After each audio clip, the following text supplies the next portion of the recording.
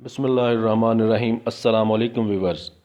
آج ہم سعودی عرب کے حوالے سے ایک اہم خبر لے کر آپ کی خدمت میں حاضر ہوئے ہیں۔ وہ افراد جنہوں نے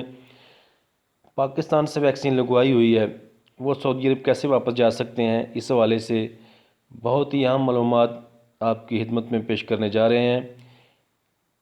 ویڈیو کو اینڈ تک دیکھیے گا تاکہ آپ کو مکمل معلومات مل سکے۔ اس ویڈیو میں پوری تفصیل سے بتایا گیا ہے کہ وہ افراد جنہوں نے پاکستان سے ویکسین لگوائی ہوئی ہے وہ سعودی عربیہ واپس کیسے جا سکتے ہیں۔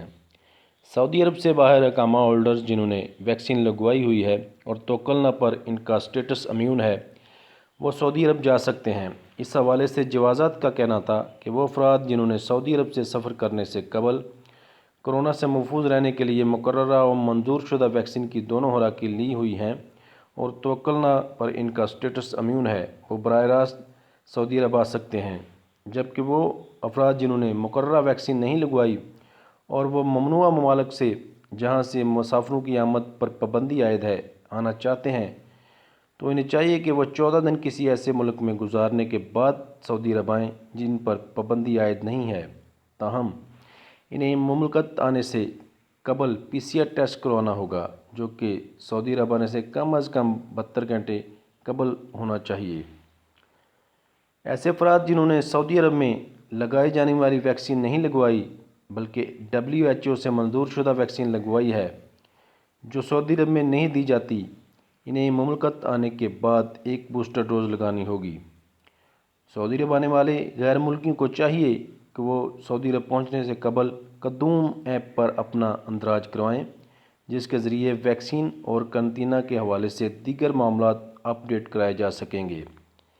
ایک ایسے شخص کی جانب سے سوال کیا گیا ہے کہ وہ افراد جنہوں نے پاکستان میں ویکسین لگوائی ہے ان کے لیے سعودی عرب جانے کی شرائط کیا ہیں۔ اس حوالے سے جوازات کا کہنا ہے کہ ممنوعہ ممالک جہاں سے مسافروں کے براہ راست سعودی عرب آنے پر پابندی ہے، ایسے ملک سے آنے والے افراد سعودی عرب آمد سے قبل 14 دن کسی دوسرے ملک میں قیام کریں، بعد ازاں وہ سعودی عرب آئیں، تاہم انہیں مملکت آنے سے کم از کم 72 گھنٹے قبل PCR ٹیسٹ کروانا ہوگا۔ یاد رہے کہ سعودی عرب میں فائزر، اسٹرازینیکا، موڈرنا اور جانسن اینڈ جانسن کی ویکسین کو منظور کیا گیا ہے، جبکہ چینی ویکسین سائنو فارم اور سائنوویک جن افراد نے لگائی ہے انہیں چاہیے کہ وہ سعودی عرب آنے کے بعد فائزر، اسٹرازینیکا یا موڈرنا کی ایک بوسٹر ڈوز ضرور لگوائیں۔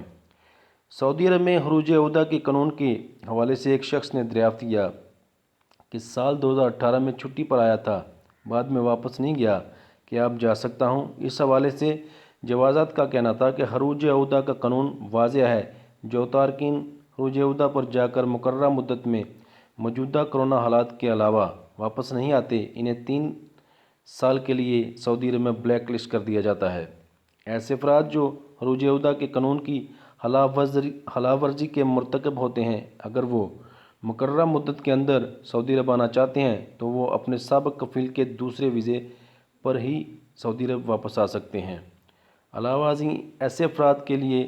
3 برس کی پابندی عائد کی جاتی ہے، یعنی وہ افراد 3 برس کے بعد دوسرے ویزے پر